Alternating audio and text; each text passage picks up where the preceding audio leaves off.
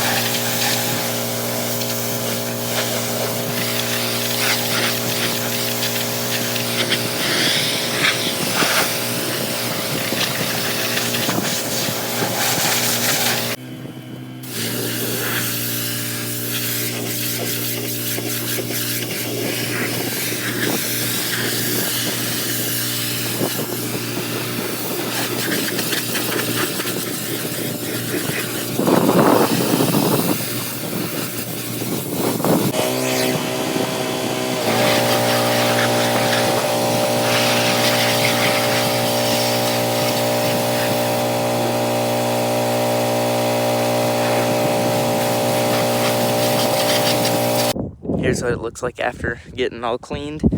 It's got a lot of dents in it. This bed is just scrap, but this cab isn't bad and the front end's not that bad. But as you can tell, it's all clean now. It looks a lot better than it did.